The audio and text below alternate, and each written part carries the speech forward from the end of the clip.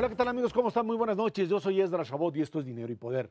El proceso electoral de este año estará marcado por la inseguridad y también por protestas sociales. Las entidades con mayor riesgo son Guerrero, Michoacán, Tamaulipas, el Estado de México y Veracruz. Habrá elecciones en 17 entidades y se elegirán 9 gobernadores, también diputados del Congreso de la Unión, también en los congresos locales y ayuntamientos, jefes delegacionales en el Distrito Federal. Nos acompaña aquí en el estudio de Dinero y Poder Marco Antonio Baños, consejero del Instituto Nacional Electoral. Buenas noches, Marco Antonio, gracias por estar aquí con nosotros. Mauricio González Macario Esquetino, buenas noches. Buenas noches. Bueno, pues un proceso electoral en donde en distintas entidades del país hay problemas serios de seguridad, incluso en un par de ellos hasta grupos digamos, radicales que hablan de la necesidad de evitar que se realicen las elecciones. En este contexto, ¿qué es lo que plantea el propio instituto? ¿De qué manera el INE ha avanzado o tiene pensado hacerlo en los próximos meses para instrumentar este proceso electoral? Bueno, digamos, teniendo coincidencia que hay algunas entidades federativas que se han mencionado que tienen problemas, yo diría que el caso que más preocupa al Instituto Nacional Electoral es el de Guerrero.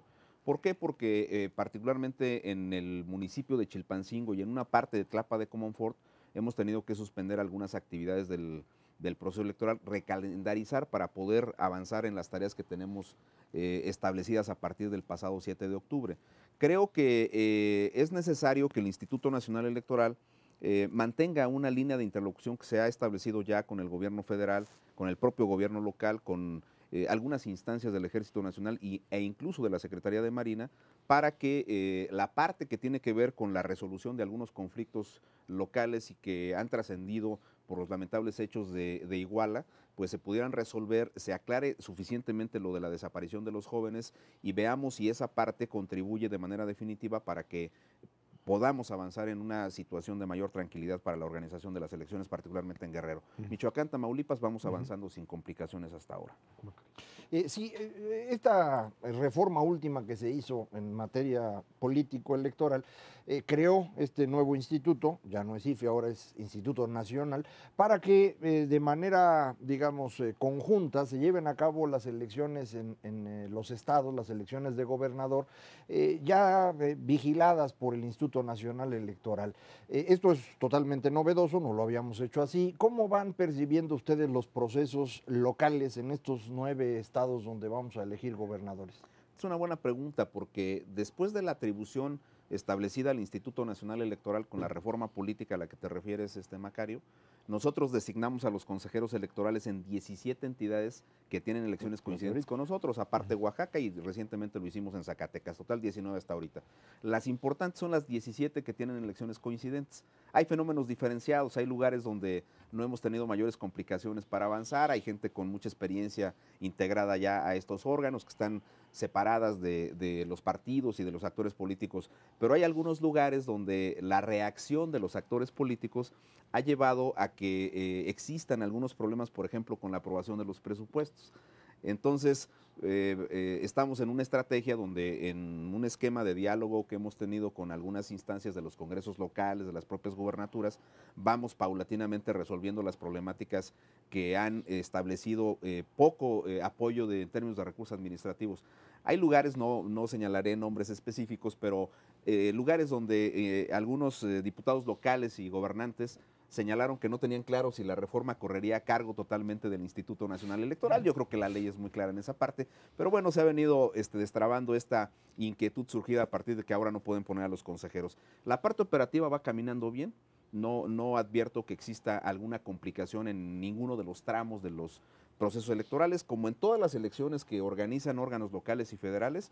En algunos lugares hay problemas de interpretación con algunas disposiciones legales. Sonora tuvimos un caso ahora con la aprobación de coaliciones locales, pero vamos avanzando en las elecciones. Al respecto de las interpretaciones, uno de los problemas que había para poder tener este Instituto Nacional y tener una misma dinámica es que pues cada entidad federativa en México, salvo el Distrito Federal, tienen su propia constitución, sus propios ordenamientos relacionados relacionados con lo electoral. Y se había discutido la posibilidad de que empiecen a moverse para que haya una confluencia en la legislación electoral en todas las entidades. ¿Se avanzó algo en esto, sobre todo en estos 9 estados donde hay gobernador o en los 17 donde habrá elecciones? Se avanzó mucho porque ahora tenemos un entramado jurídico distinto. Está la Constitución, hay leyes generales que no estaban antes, Sí. y que están superpuestas. Es una discusión larga, pero que es un actualmente problema, están sí. así, están superpuestas a las constituciones locales y a las leyes electorales de las entidades federativas. ok. Y entonces, cuando hay problemas de regulación, porque hay cosas distintas, planteo, por ejemplo, Sonora. Sonora dice que en cada municipio debe haber una casilla especial. Nosotros, en el ámbito federal, nos regimos por la Ley General de Instituciones y Procedimientos Electorales. Dice que debe haber máximo 10 casillas especiales en un distrito electoral. Tenemos 7 distritos, pero no nos va a dar para poder cubrir los 70 municipios del estado de Sonora. Ahí hay una diferencia en la forma en que están reguladas estas circunstancias. En el Estado de México, por ejemplo, hay un requisito adicional para la integración de la mesa directiva de casilla, que señala que si una persona es familiar de algún servidor público, no puede integrarse a la mesa directiva de casilla. Esa parte no la tenemos en la legislación federal, pero como ahora hay mesa única, la controla el instituto y los requisitos que se aplican son los de la legislación de carácter federal. Sí se ha avanzado mucho, pero todavía falta un tramo largo para poder tener una armonización completa del entramado jurídico. A raíz del caso de Iguala, donde se presume que pueda haber un vínculo entre la delincuencia organizada y la presidencia municipal, los partidos políticos han mostrado su interés por hacer, digamos, por ser más pulcros en la selección de candidatos, por asegurar que tengan buenos antecedentes. De parte del INE, ¿qué medidas adicionales hay, digamos, para reforzar la vigilancia del uso del dinero y que las campañas cuenten con dinero limpio y que no vayan a tener problemas de filtraciones de dinero mal habido, por llamarlo de alguna manera, en los procesos de campaña? Veo 2 cosas que son fundamentales en esto. Primero, Iguala nos da un ejemplo de que si se comprobara esa vinculación entre el presidente municipal y el crimen organizado, sería un mensaje terrible para la democracia, porque nosotros no podemos permitir que las urnas se conviertan en un vehículo para que los criminales ingresen a los cargos públicos. Eso sería, por supuesto, un contrasentido en la democracia y sería una cuestión que debería de alarmar a toda la sociedad mexicana respecto de ese punto. En materia de medidas preventivas, tenemos un sistema de fiscalización mucho más riguroso, que ahora estará a cargo del Instituto Nacional Electoral, está centralizado totalmente, no son más los órganos electorales de las entidades federativas los que revisarán los ingresos y los gastos de los partidos y de los candidatos. Se está integrando el sistema de contabilidad en línea, que nos va a permitir resolver, ahí nada más para que ustedes le vayan midiendo, cerca de 75,000 revisiones de informes de gastos de precampaña y de campaña en lapsos de tiempo verdaderamente breves, cortos, que nos deberán llevar a tener resultados antes de que se instalen los congresos locales, antes de que se instale el Congreso Federal y antes de que los presidentes municipales o gobernantes asuman la responsabilidad. ¿Por qué? Porque como hay nuevas causales de anulación de una elección, si alguien rebasa hasta en un 5% el tope de gastos de campaña, no podría ocupar esa responsabilidad. Entonces está el sistema en línea y está un conjunto de medidas que la Unidad de Fiscalización y la Comisión de Fiscalización del Instituto Nacional están tomando para poder auditar la prensa escrita, saber qué inserciones hay ahí, los espectaculares a través de una plataforma en Google donde podemos fotografiar prácticamente todos los espectaculares que se colocan en la vía pública. Hay auditorías a los mítines de campaña de los candidatos, hay revisiones in situ a las finanzas de los propios partidos y una situación que es fundamental es que prácticamente todo el dinero que pueden manejar los partidos tiene que estar bancarizado. Hay márgenes muy pequeños de efectivo que los partidos pueden manejar. Esa parte está muy controlada. Los candidatos no podrían ser sujetos a una revisión adicional de parte del INE, pero me parece que esta cuestión que han planteado los propios partidos, exámenes toxicológicos, la revisión de la situación patrimonial de los propios candidatos, que no es responsabilidad del INE porque no está mandatado así en la legislación, sí me parece que debe ser una responsabilidad de los partidos políticos. Un partido político en el proceso de selección interna de sus candidatos no nos puede decir que no tuvo elementos suficientes para revisar que una persona estaba o no vinculada a una situación de carácter ilícito. A mí me parece que esa parte sí debe de quedar clara, que los partidos deben establecer, si quieren revisar situaciones patrimoniales, convenios específicos con las autoridades competentes para ver las situaciones patrimoniales o con la PGR para ver situaciones vinculadas a cuestiones delictivas. Pero el Instituto Nacional Electoral ahí sí tiene una camisa de fuerza. ¿Por qué? Porque una autoridad administrativa no puede ir más allá de lo que la legislación le establece. Al respecto, en los gastos de campaña, que sí son interesantes, recuerdo que el límite que se estableció para diputados federales está en el orden de 220,000 pesos. Son 90 días de campaña más o menos, eso significa... Son 220,000 para las precampañas y alrededor de 1,200,000 para la campaña. A la campaña ya puede gastar, sí, porque la cantidad de 70,000 pesos mensuales, pues no sé, digo, cualquiera se va a pasar y nos vamos a quedar sin diputados si va a aplicar la ley. Puede ser una ventaja, pero bueno, eso bueno, decías, Macario. No, esa era la pregunta, es decir, ¿cómo vamos a poder vigilar adecuadamente? Como decía usted, son 75,000 los recursos que se van a revisar en el transcurso de 100 días, que es el tiempo más o menos que tienen disponible, ¿no? Exactamente, lo hacemos a través del sistema en línea que vamos a tener funcionando para las campañas específicamente. Las precampañas ahora locales y federales las vamos a revisar a través de un sistema mucho más, lo voy a decir así, más sencillo, que consiste en un programa que se opera por Excel, donde los partidos van poniendo sus números, informando sobre sus gastos, y nosotros a través de la unidad técnica de fiscalización estamos revisando.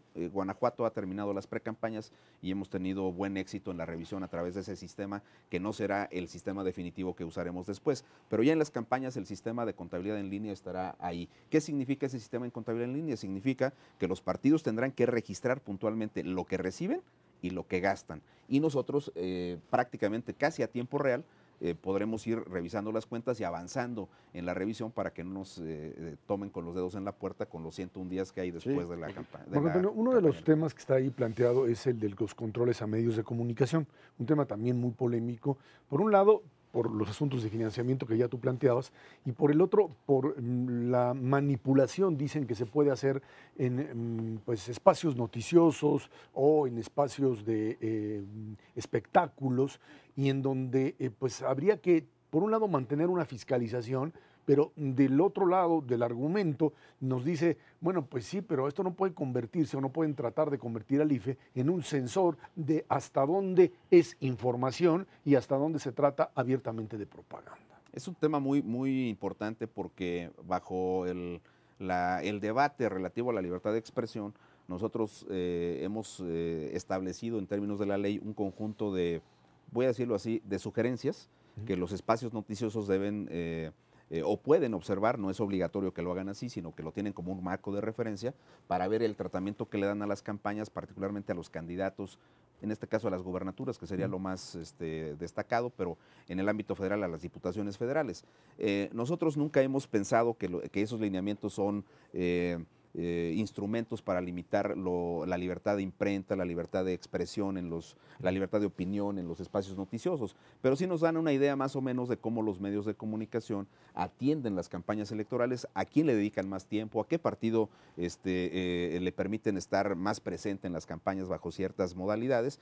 Sí ha generado una discusión intensa, pero nosotros en rigor no tenemos ninguna posibilidad legal de que si hay alguna situación que sea parte de esos lineamientos, se genere ningún tipo de situación de medio de impugnación o una situación vinculada a una posible sanción a un medio de comunicación. Eso no existe, eso hay que decirlo claramente. Los programas de opinadores, los programas de noticias, que son los que nos ordena monitorear la ley, son absolutamente libres. Solo es un referente para que los analistas determinen cómo se trataron en los medios. O incluso que al darse el informe de los tiempos que se utilizaron, pues se vea si el medio estuvo inclinado hacia un lado y a otro, y que sea la opinión pública finalmente. Es correcto. De hecho, la UNAM lleva 2 procesos electorales haciendo el monitoreo de los espacios noticiosos. Lo va a hacer también para el proceso electoral del 2015, que está ya en curso. Es la Facultad de Ciencias Políticas. Lo vimos en la campaña presidencial pasada, donde la UNAM nos reportó que había más o menos el mismo porcentaje de tiempo dedicado a los candidatos presidenciales. Gabriel Cuadri tuvo 5 o 6 puntos de tiempo menos en los espacios de noticias, pero también me parece que el candidato de Nueva Alianza en aquella ocasión tuvo un esquema de campaña diferente, o sea, no estuvo tan... Es que ese es el otro punto, que en muchas ocasiones en los medios los propios candidatos deciden no aparecer o deciden no dar entrevistas o no quieren hacerlo con tal o cual. Es parte, digamos, de su propia estrategia y tiene que manejarse como... Es correcto, y hay otro problema que habrá que ir viendo, porque hay gacetillas, hay spots, hay propagandas encubiertas que ahora tienen una modalidad prohibida por la ley. Hemos visto recientemente pues algunos spots de algunos gobernantes que aparecen con mucha frecuencia en la televisión, mensajes navideños, por ejemplo, del gobernador del estado de Nayarit, hubo también del Partido Verde, en los cines, por ejemplo, están algunas cuestiones. Sí. Entonces, ese tema, por cierto, que se empezó a regular a partir del 2007, es un tema que no se ha concluido y si me apuran un poco, es un tema que tiene cómodos a los actores políticos, no hacia los medios, porque los medios están metidos en un problema de que si una nota aparece ahí no es en rigor una nota informativa, puede entenderse como una gacetilla y en consecuencia podría significar una adquisición indebida en tiempos en radio y televisión. Pero la ley específica que regularía la promoción personalizada de los servidores públicos prohibida en el 134 de la Constitución, en 2 ocasiones se ha quedado solamente en el mandato de los transitorios de los decretos constitucionales y yo por eso sostengo, con todo el respeto debido, que me parece que los actores políticos se sienten cómodos en esa parte. Marco Antonio Baños, consejero del Instituto Nacional Electoral, muchísimas gracias. Gracias a ustedes. Vámonos a una pausa. Esto es Dinero y Poder. Europa se encuentra en un momento crítico en materia económica y política. El desplome del precio del petróleo terminó llevando al terreno de la deflación a la economía del viejo continente. La agencia de estadística Eurostat informó que los precios de la eurozona fueron un 0.2% más bajos en diciembre que en el mismo periodo del año anterior. Por otro lado, el terrible atentado de ayer al semanario Charlie Hebdo, en el que murieron 12 personas, puso en alerta máxima al viejo continente ante el temor de los ataques de fundamentalistas. El día de hoy incluso hubo otro incidente en el que una mujer policía fue atacada por 2 desconocidos armados con un fusil en este esquema de acción de grupos fundamentalistas, ahora entrenados en Siria y en Irak y que tienen la capacidad de regresar, de ser entrenados y regresar otra vez a países de origen y cometer este tipo de atentados. Una Europa, Mauricio, en donde pensaría uno que por un lado su capacidad de resolver su problemática interna se vuelve más compleja que lo que uno hubiese pensado. Durante mucho tiempo, en términos económicos, se dice que el Banco Central Europeo estaría utilizando la misma estrategia de Estados Unidos o de Japón en este momento de meterle dinero, de imprimir euros para tratar de echar a andar la economía, pero no funciona. Pues no están jalando y efectivamente se pone más compleja, pero parte del problema es que la solución se ve a un plazo muy largo. Un plazo muy largo no es 2015, ni 2016, ni 2017, puede pasar todavía varios años. Mira, rápidamente, hay varios problemas que están afectando a la eurozona. Por un lado, la baja actividad económica ha prevalecido, los motores de los países motor o los países que están impulsando el crecimiento económico, primordialmente Alemania y en parte Francia, pues Alemania se ha desacelerado, en Francia prácticamente la economía no está creciendo, entonces de por sí ya tenían problemas de meses atrás de falta de crecimiento de la producción, del ingreso, del empleo, la tasa de desempleo en la eurozona sigue siendo 11,5%, es altísima, entonces ese es un problema. El otro problema es hay que recordar, la eurozona entra en una crisis en el 2008 y 2009 por un exceso de deuda, en la mayor parte de los países por un exceso de deuda pública. Eso no se ha resuelto, en varias de las economías. El caso más claro es el de Grecia. Grecia tiene una deuda respecto al tamaño de su PIB de 175%, es de las más altas en el mundo, y el problema es que tiene ese tamaño de deuda después de 6 años de programas de austeridad en donde no han logrado, a pesar de las bajas en el gasto público y demás, pues como también se disminuye la actividad económica, los ingresos públicos se reducen. Entonces siguen teniendo deudas altas, lo que sigue implicando programas de austeridad para futuro. Y ahora el problema de la deflación, y como lo hemos dicho muchas veces, hay mucha gente que piensa que como la inflación es mala, la deflación es buena. No, la deflación es peor que la inflación, es mucho más mala económicamente hablando, porque desincentiva la actividad productiva, desincentiva el empleo, desincentiva la inversión. Cuando los precios bajan, las empresas no invierten, no contratan gente. Entonces, bueno, pues con todo este cóctel, el pobre Banco Central Europeo lo único que puede hacer es inyectar euros, cosa que además ha hecho que el euro se devalúe respecto al dólar y otras monedas, pero no se ve que vaya a ser suficiente para que la cosa levante y obviamente las sociedades pues ya están desesperadas. El caso más claro es el griego, va a tener elecciones a fines de este mes. La izquierda radical dice al diablo con los programas de austeridad y eso pone a temblar a los mercados financieros porque podría implicar una ruptura del euro, no solamente por Grecia, también España, Portugal se podrían contagiar. Entonces, en Europa se ven feas las cosas para varios meses más. Macario. Sí, el asunto económico en Europa es un problema estructural, no es un problema reciente. El asunto es que cuando viene la gran recesión en Estados Unidos a fines de 2008, Europa no entra en problemas. Europa va posponiendo sus ajustes hasta que en 2011, los amigos del auditorio recordarán cuando en Estados Unidos se discute si se ampliaba o no el techo de endeudamiento de ese país. Esa semana, en agosto de 2011, causó muchísimos problemas en el mundo y fue la que llevó a Europa a la crisis en la que está ahorita. Entonces, propiamente hablando, ellos empiezan su crisis a fines de 2011, como bien dice ahorita Mauricio, no se va a resolver en el transcurso de los próximos 2 o 3 años, es un fenómeno más largo, porque varios de estos países ya tenían problemas desde antes. Grecia jamás tuvo un año de presupuesto equilibrado desde que entró a la Unión Europea. Todo el tiempo estuvo con déficit del 5, 6, 8% del PIB. Eso es imposible, no hay país que aguante eso. Pues ellos lo aguantaron desde 1982 que entraron hasta que vino ya la crisis seria y nadie se dio cuenta porque nadie volteaba a verlos. Ahora pues todo el mundo está preocupadísimo por el tamaño de deuda. Otra vez, el tamaño de deuda es importante si no lo puedes pagar. Y es el caso de Grecia. Y entonces esto es lo que ha ido complicando las cosas. Efectivamente, Grecia y Portugal ya dejaron de ser países ricos, aunque sigan dentro de la Unión Europea, su nivel de ingreso se ha disminuido. Italia está al borde de llegar también a ese nivel. A mí el país que más me ha preocupado desde antes es Francia, por el tamaño de su economía y porque también es extraordinariamente ineficiente. Uno no se fija en esas cosas porque piensa uno que siempre han sido un país rico. No necesariamente están en capacidad de mantener eso. La presidencia del señor Hollande no ha sido muy buena en términos económicos, probablemente en ningún caso, pero en términos económicos es muy claro pues que no ha funcionado. Y en medio de esto, pues toda esta situación social que se vive derivada de procesos de absorción de inmigrantes que no han sido precisamente los más exitosos.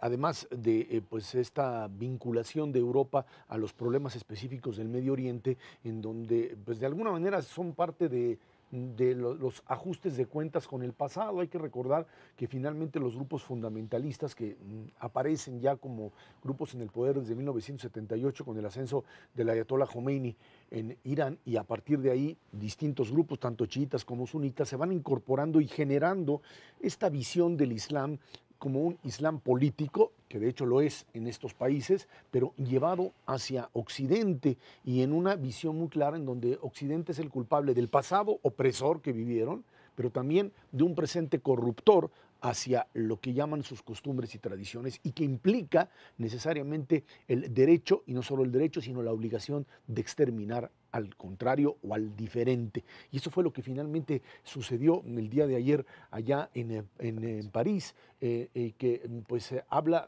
por un lado de la sofisticación ya de estos grupos terroristas preparados en alto nivel, al estilo de los años 70 en la Europa del Este y que activaban en Europa Occidental, y además toda esta noción clara de que un semanario crítico, burlón, incluso que muchas cadenas de televisión o de radio ni siquiera mencionaban, no se negaban a mencionarlo por considerarlo extremo, ofensivo hacia las religiones. Bueno, pues finalmente esto, que es parte de la discusión en la democracia, terminó siendo asesinado, materialmente asesinado el día de ayer. En una respuesta alguien decía, este es el 11 de septiembre de los medios de comunicación en Europa, ¿no? Sin duda, bueno, es un atentado contra la libertad de expresión clarísimo, pero también hay que entender el contexto en el que se da, así como hay este radicalismo, en este caso de un medio de comunicación francés, pues también están los grupos radicales que no vienen del exterior. O sea, creo que parte del problema con la migración que han tenido tenido varios de los países europeos, es que ya, bueno, pues mucha de esta migración es parte de la población islámica. Estamos hablando que en global la población islámica debe ser alrededor de unos 1.300 millones de personas en el mundo, y dentro de esta población hay un núcleo muy pequeño, si lo vemos porcentualmente hablando, 4 o 5%, que son gentes que, vamos, podríamos calificar de radicales, pero 4 o 5% de 1.300 millones de personas son muchísimos. Y por otro lado, esta población de migrantes ya ha tenido descendencia en algunos de estos países europeos. Entonces, es una cosa muy, muy difícil de manejar, porque pues ya son ciudadanos, ¿no? Europeos de alguna manera, en el caso de algunos de estos grupos radicales, pero al mismo tiempo fueron educados dentro del sistema occidental. Entonces yo me imagino que deben tener una ensalada de ideas en la cabeza, a veces difícil de manejar, pero porque no son compatibles, básicamente. Pero como no son, exacto, ¿no? Entonces lo que te dice el lado derecho de tu cerebro probablemente no coincide con lo que te dice el lado izquierdo. Entonces, no, pues es algo que no se ve cómo lo puedan ir manejando los países europeos. No es un problema exclusivo de Francia, es un problema de toda la eurozona. Y bueno, yo no soy especialista en ese tema, pero a mí me parece que no es algo que se está abordando adecuadamente, y el riesgo de que esto suceda en algún otro país europeo o en otros países occidentales, pues es alto. Sí, la mayor parte de los musulmanes que viven en Europa no son ni radicales ni son culpables de este tipo de eventos. Esto ocurre, como bien decía Mauricio, por un grupo relativamente pequeño, extremista, que tiene su origen en una mezcolanza muy extraña que se hizo a fines de los años 60 entre los, incluso desde antes, entre los grupos, digamos, de una izquierda muy limitada, muy primaria, con estas ideas religiosas, que tuvo sus primeros momentos en Egipto con esta hermandad musulmana, que fue controlada por el ejército egipcio. De ahí vinieron todos los que gobernaron Egipto durante muchos años. Y que incluso uno de ellos fue asesinado, Anwar Sadat es asesinado por la hermandad por ellos musulmana. mismos. Esta hermandad musulmana es la que es el caldo de cultivo de los distintos grupos extremistas izquierdistas musulmanes. La OLP, la Organización para la Liberación de Palestina, es un tipo de este tipo de organizaciones que ahora han estado mezclándose con estas ideas religiosas extremistas de algunos grupos. Francia es probablemente el país europeo en donde esto es más complicado, porque ellos tienen la mayor cantidad de musulmanes en su territorio, cerca de 8% de la población de Francia, la mayor parte de ellos árabes, digamos, grupo étnico, buena parte de ellos de origen de Argelia, con quien Francia tuvo problemas muy serios en el proceso de independencia de este país. Y entonces varios de estos personajes árabes, argelinos, musulmanes han estado moviéndose a Siria para participar en el ejército islámico. Y ahí es donde han tenido entrenamiento y son los que han regresado y están causando estas cosas. Según nos dicen los señores de inteligencia en Francia, esto ya ocurrió durante todo el año pasado, lograron detener varios ataques, no. Y es lo que lleva a lo que tenemos en este momento. Es importantísimo que Francia logre controlar lo más pronto posible esto, porque en Francia también hay extremistas del otro lado. 20% de los franceses está votando por el Frente Nacional, el partido de derecha extrema dirigido por Marine Le Pen. Este grupo ya empezó a atacar mezquitas de personas pues, que no tienen nada que ver, que están llevando su religión en calma. Fenómeno distinto el que ocurre, por ejemplo, en Alemania, que es el segundo país con mayor porcentaje de personas del Islam, pero que son de origen turco, no son grupo étnico árabe, son otra forma distinta de construcción social la que tienen. Entonces es un proceso que va a tardar un buen rato en que esto se administre. No son la mayoría de quienes participan en esta religión los extremistas, son un grupo pequeño, un grupo muy poderoso en términos de capacidad de armamento, y es sobre ellos sobre los que hay que tratar de limitar esto. Va a ser muy importante ir al origen del problema, así es, que es Siria, que es Irak, que es Irán. Este pedazo es lo Y que esta complica necesidad mucho, de ¿no? hacer compatible finalmente la participación o ser parte de una religión, de una creencia y al mismo tiempo respetar valores occidentales. De lo contrario, pues simplemente pasa lo que decía Mauricio, esta mezcolanza que genera una violencia irrefrenable. Vámonos a una pausa, seguimos con más aquí en Dinero y Poder. El pasado martes, el presidente Peña Nieto realizó una visita a Washington, donde se encontró con el mandatario norteamericano Barack Obama. Ambos abordaron asuntos prioritarios en materia de seguridad, justicia, migración, temas económicos, competitividad y educación. Al mismo tiempo, el secretario de Hacienda, Luis Videgaray, y el vicepresidente Biden acordaron fijar plazos específicos para convertir a Norteamérica en la región económica más competitiva del mundo. Pues dos temas que están ahí ligados. Por un lado, problemáticas políticas y sociales muy claras entre México y Estados Unidos.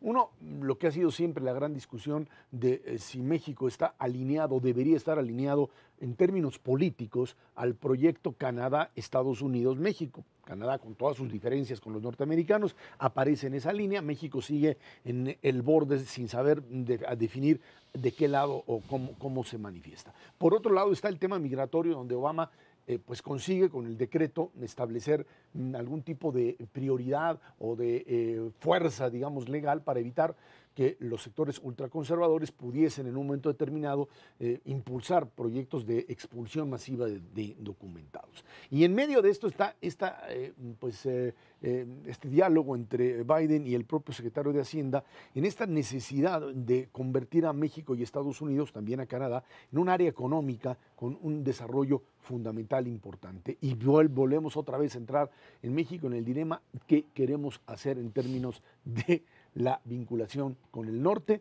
voltear al sur, que parecería ser que ya no existe. En medio de esto sucedió el tema Cuba, del acercamiento a Estados Unidos con el gobierno castrista, y México quedado ahí a un lado, donde siempre fue un problema serio para México qué hacer con el tema cubano frente a los Estados Unidos.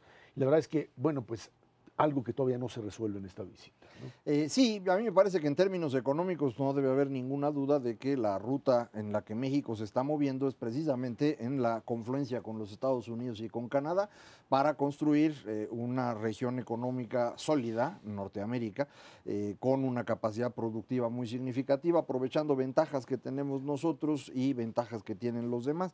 Esto está más o menos claro. Lo que no está muy claro cómo vamos a hacer es cómo vamos a poder mover a México al mismo nivel de Estados Unidos y Canadá en algunas otras esferas, no en la económica, donde tenemos muchos problemas, en particular esta cosa extrañísima que los anglosajones inventaron y que a nosotros no se nos da, que es el Estado de Derecho.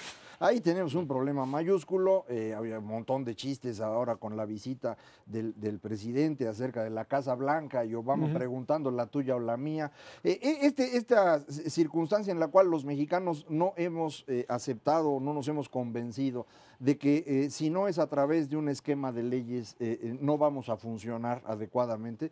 Esto es determinante para poder entrar en una mejor acercamiento con Estados Unidos y Canadá. De otra manera, nunca seremos considerados al mismo nivel y sería imposible que lo fuera. No puede ocurrir en un país civilizado lo que ocurre en México en materia de violencia, pero también de corrupción y de conflicto de intereses.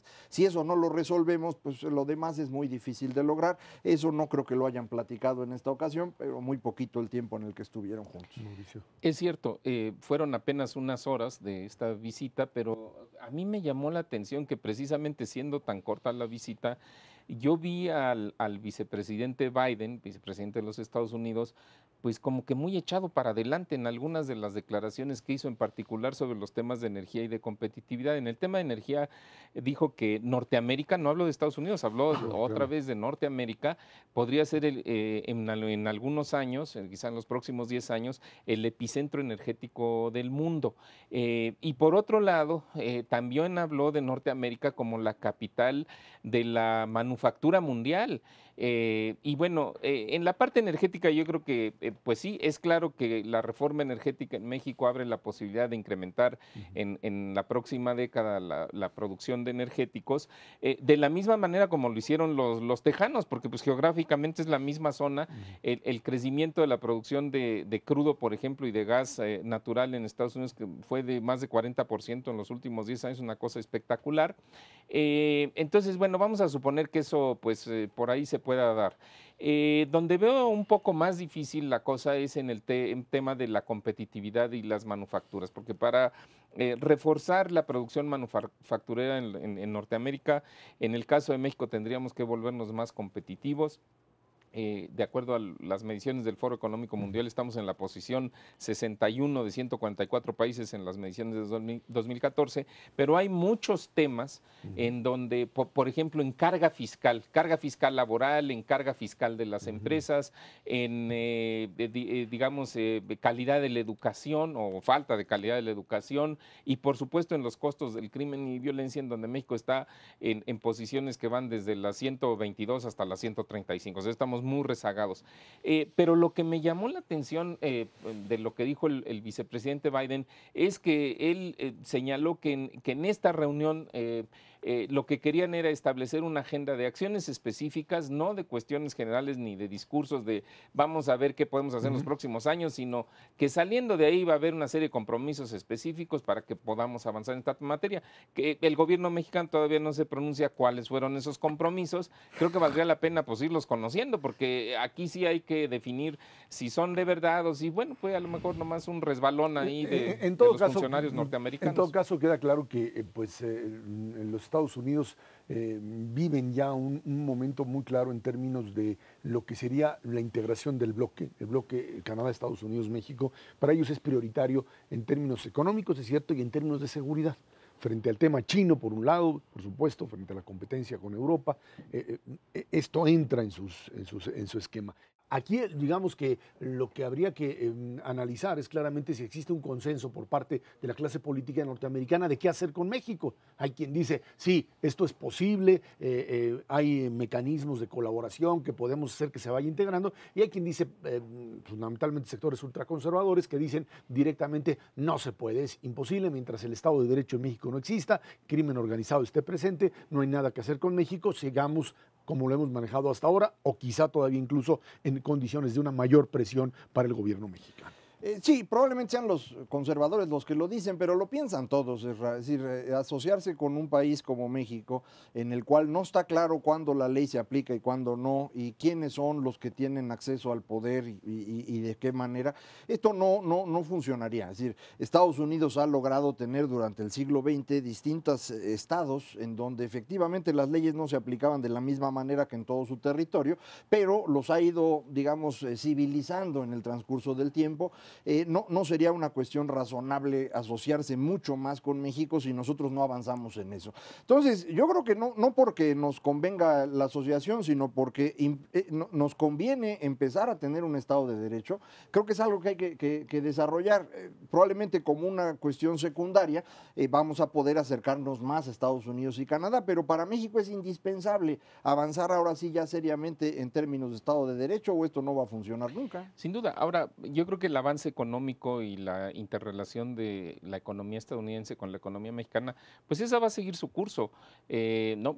A partir del Tratado de Libre Comercio en el año 94 se ha multiplicado de manera importantísima las ventas y las exportaciones que le hacemos a los Estados Unidos. También hemos incrementado las importaciones que provienen de ese país, la inversión en activos fijos, y bueno, pues yo creo que ese proceso se va a seguir dando. Entonces, me parece que todo lo que pueda facilitar el intercambio de mercancías, el intercambio de inversiones, va a ayudar en ese sentido para que efectivamente puedan ir, los tres países puedan ir definiendo una política de bloque norteamericano que hoy no existe. En todo caso, también para el caso mexicano, para la definición de México, creo que ya es claro que existe este mecanismo de ser parte incluso de la política norteamericana, de intentar influir, de alguna manera hacer lo que hacen muchísimos en los Estados Unidos, muchos grupos de presión, cabildear y entrar y negociar, que es algo que funciona y que finalmente te puede dar esta posibilidad real de incorporación a este mercado. Eso, por supuesto, siempre y cuando tengamos internamente estos cambios que plantea Macario y que te permiten en un momento determinado también vincular al mercado interno con esta economía de exportación, porque este modelo de informalidad enorme que es el mercado interno mexicano, conectado o desconectado más bien de esta industria exportadora, esta sí, formal, competitiva, con altos salarios, esto es algo que mientras no haya un mecanismo que las conecte y se defina, seguiremos atorados en uno o en varios Méxicos, ¿no? Sí, es muy clara la separación entre el México que está conectado con la exportación, el centro-norte del país, y lo que está ocurriendo en la parte sur, en donde pues el gobierno mexicano, incluso el presidente Peña, ha estado insistiendo en que parte de las soluciones a los problemas coyunturales que tenemos pasan por un trato distinto a Oaxaca, Guerrero, Chiapas, etcétera. Pues sí, el asunto es que no hay manera que esos estados funcionen, no importa cuánto dinero metas, si no resuelves el problema de Estado de Derecho y de control del poder, porque el problema fundamental en Guerrero es un problema de control del poder, que lo tienen, y de educación y de rezagos de pobreza. Pero eso viene después. Si tú no controlas el poder, no hay nada que hacer en educación en Guerrero. ¿Cómo vas a controlar a los maestros de la Vámonos a una pausa y de regreso platicamos con usted. Caída en los precios del petróleo sigue y sigue cayendo. Esto es Dinero y Poder. Pese a que ayer los precios del petróleo tuvieron una mínima recuperación, también el día de hoy, Banco Mundial advierte que seguirán bajos durante todo 2015. El riesgo es para los países exportadores, quienes basan parte de su presupuesto, en general de su forma de vida, de las ventas del crudo. Apenas el martes la mezcla mexicana alcanzaba una cotización de $39.94 el barril, casi la mitad de lo estimado en el presupuesto para este año, que es de $79. Claro, ahora sí que el que compró el seguro, yo creo que le van a poner un monumento, una estela del uso, a ver qué otra cosa le inventan, pero pues salvó al gobierno mexicano sin duda de una caída mucho mayor. Aquí hay que comenzar otra vez a pensar en cuál es en el balance de la caída de los precios del petróleo a niveles de $50 el barril. ¿Qué es lo que más beneficia a México? ¿Esta caída o precios a ese nivel? O definitivamente una caída incluso mayor que implica necesariamente que el resto de la estructura o de la industria exportadora mexicana, fundamentalmente, pues tenga mayor capacidad de crecimiento con precios de los energéticos relativamente bajos, Macario. Yo creo que nos conviene que esté bajando el precio del petróleo, a diferencia de lo que cree la mayor parte de los analistas, y la razón es porque el petróleo que vende México no se lo vende a los extranjeros, se lo vende a los mexicanos, y a los mexicanos se los vende a un precio equivalente a $100 por barril, es decir, estamos vendiendo en México la gasolina y el diésel al precio que fija Hacienda, que es un precio equivalente al que tenía pues en 2014 el petróleo. Ahora la gasolina en Estados Unidos va a estar costando más o menos la mitad de lo que cuesta en México. Esa diferencia, esos $2 adicionales por galón que estamos pagando en México, es lo que va a servir para que el Estado funcione adecuadamente durante este año. Además, un paréntesis, sí. Esto no sucede en la frontera entre México y Estados Unidos, donde las gasolineras mexicanas tienen que ajustarse a la competencia, porque si no, pues simple y sencillamente todo el mundo se iría para el otro lado. Sí, tienes que cerrar, pero es la franja esta de 26 kilómetros que tenemos en frontera. El resto del país lo estamos vendiendo el litro de gasolina a los 13 pesos o 13 y cacho, que, insisto, es el doble de lo que cuesta allá. Entonces, en ese sentido no es un problema para el gobierno mexicano, se va a financiar adecuadamente. Sí es una desventaja para los mexicanos, porque sería preferible tener los energéticos a la mitad de precio, y esto permitiría también producir de manera más eficiente aquí. La reforma energética que se había hecho para que hubiera más gas y más electricidad, creo que en eso va a funcionar bien. Lo que tenemos que esperar es al año próximo, cuando tiene que empezar a soltarse el mercado de gasolinas y diésel, ahí sí cómo se va a ajustar el gobierno mexicano. Y sin seguro. Ese ya no, nadie les va a vender un seguro de $70. No. Entonces vamos a ver qué hacen. ¿Cuánto más va a bajar el precio del petróleo a nivel internacional? No está claro. Yo tenía la idea de que $70 era el piso a partir del cual el shale oil que está produciendo Estados Unidos ya no era viable económicamente. Los datos indican que estaba yo totalmente equivocado. Está ahorita en 45 $85 dólares el barril de referencia internacional, y al menos hasta la última semana de diciembre, que es la última de la que hay datos, Estados Unidos está produciendo más petróleo del que producía antes. Y el crecimiento no es menor, ¿eh? En diciembre del año pasado produjeron 26% más petróleo que en 2013. Pero esa es una situación coyuntural, te voy a decir por qué, porque... no, en el sentido de que tienes razón, o sea, cuando baja el precio, eventualmente algunos de estos pozos van a cerrar, van a dejar de producir. No lo hacen en el corto plazo porque muchos de ellos están endeudados, o sea, tienen que pagar sus deudas. Entonces lo que hacen es exactamente lo que están haciendo los soviéticos. Cuando baja el precio del petróleo... Los aunque parecen, los rusos. Perdón, los rusos, pero corrijo, tienes totalmente... me quedé acostumbrado después, ¿no? Desde niño les llamaba soviéticos. Pero los rusos efectivamente están haciendo lo mismo que los tejanos.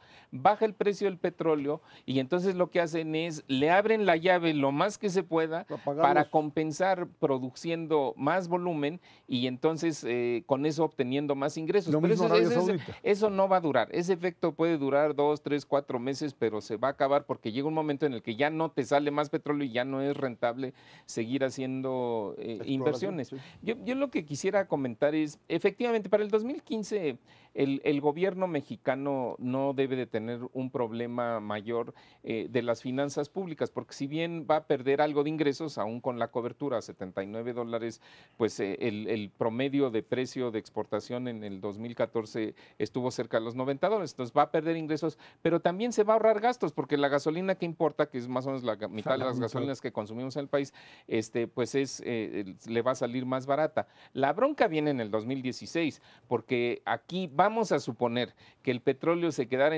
la mezcla mexicana en $60, ahorita está 40, o sea que suba 50% respecto a lo que está ahorita, pues la pérdida de ingresos para el gobierno puede ser del orden de unos $10,000 millones. También se va a ahorrar por el costo de las gasolinas, pero va a tener un boquete de fácilmente 6, 7 mil millones de dólares que de alguna manera va a tener que ajustar. Ya no lo va a poder hacer subiendo el precio de la gasolina, porque entonces sí ya sería criminal.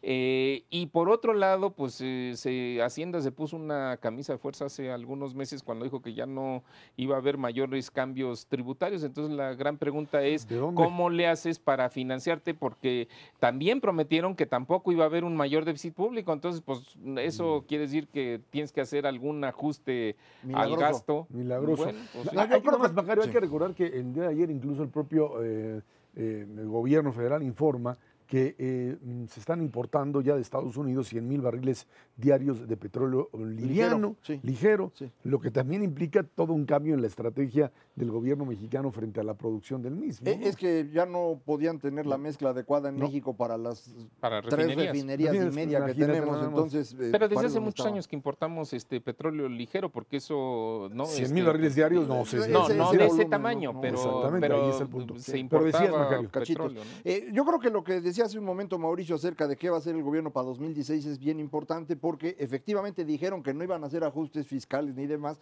pero yo insisto, y ya lo había yo dicho aquí, que lo dijeron porque hay elecciones. Nada más pasando las elecciones, de veras van a cambiar de opinión y van a decir lo que tú acabas de decir ahorita. No salimos para 2016, van a faltar 6,000 millones de dólares, que son 70,000 o 75,000 millones de pesos, y entonces pues necesitamos hacer algo. Y entonces va a haber otra vez la discusión de impuestos y vamos a ver cómo se pone, pero va a ser después de la elección. Sí, nomás que, perdón, el problema no es si nuestros amigos de la Secretaría de Hacienda cumplen o no su palabra respecto a lo que dijeron. El problema es que lo que tendrían que hacer es un ajuste en las finanzas públicas, es de bajar el gasto o de subir los ingresos de alguna manera con una nueva reforma tributaria. Y eso es lo que tiene consecuencias sobre la economía, y las consecuencias de cualquiera de esas dos acciones son desagradables porque son inhibidoras del crecimiento económico. No estábamos diciendo hace rato que uno de los problemas de falta de competitividad de la economía mexicana es que tiene una carga fiscal relativamente elevada en comparación con otros países. Bueno, pues la coyuntura no está siendo favorable para que avancemos en ese sentido, sino más bien para que como país retrocedamos. Ahora, el tema es muy claro. La reforma energética suponía directamente que paulatinamente Petróleos Mexicanos dejaría de ser la caja chica del gobierno. O sea, hay que pasar a un esquema que de alguna manera haga que ya el presupuesto del gobierno no dependa directamente de Pemex, con precios altos o con precios bajos. Es cierto que si esa es la trayectoria o si esa es la intención, pues el problema es que las cifras no les cuadran. y eventualmente habrá que encontrar un mecanismo o que por mayor crecimiento económico puedan recibir mayores ingresos, lo que dudo, aunque bueno, han tenido éxito el año pasado en una mayor recaudación, sí, pero que exigiría necesariamente una reforma mayor para que más gente pague más impuestos. No hay de otra. Sí, yo creo que la parte importante de la reforma fiscal, también ya lo habíamos comentado aquí, es cómo se puede vigilar mejor el pago. Es decir, no es tanto que los impuestos hayan subido, sino que efectivamente el SAT ahora tiene herramientas para obligar a muchos a pagar, muchos que no estaban pagando, y eso es lo que puede funcionar en el mediano plazo. Ahora, para saber de qué tamaño podría ser el problema en 2016, necesitaríamos tratar de saber qué va a pasar con el precio del petróleo. Y aquí efectivamente no hay manera de estar claros. Como bien decía Mauricio, parte de la producción de shale se está manteniendo ahorita, aunque estén perdiendo en la operación diaria, para poder financiar pues las deudas que tienen los que contrataron créditos para poder explorar. Pero también Arabia Saudita, que es el gran productor de petróleo del mundo, necesita venderlo más caro. Es decir, su costo de producción es muy bajito y ahí no tienen problema.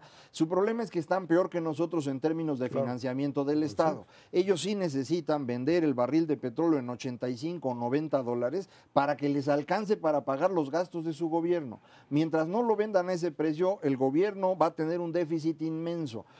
Para que puedan tener una idea de qué estamos hablando, cerca del 20% del PIB de Arabia Saudita se va a perder durante este año, precisamente por vender el barril a ese precio. Y luego países como Rusia, Irán y Venezuela estarían en una verdadera tragedia, porque prácticamente depende. En el caso ruso puede ser todavía quizá mucho más impactante, no porque Irán no esté metido también en problemas muy claros de confrontación con Occidente, o la Venezuela de Maduro también desmoronándose, pero una Rusia viniéndose para abajo es un problema muy, muy serio en términos del impacto político que puede llegar a tener, ¿no?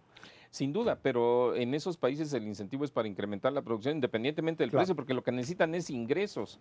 Y ahí, pues eso es parte de lo que ha mantenido los precios todavía más bajos de lo que deberían estar. Mauricio González Macario, que tiene muchas gracias. Gracias a usted que nos ve, nos escucha aquí en Canal 11, Dinero y Poder. Estamos en la radio Noticias MBS en el 102.5 del FM de lunes a viernes de 5 a 7 de la noche. Por nuestra parte, muchas gracias y muy buenas noches.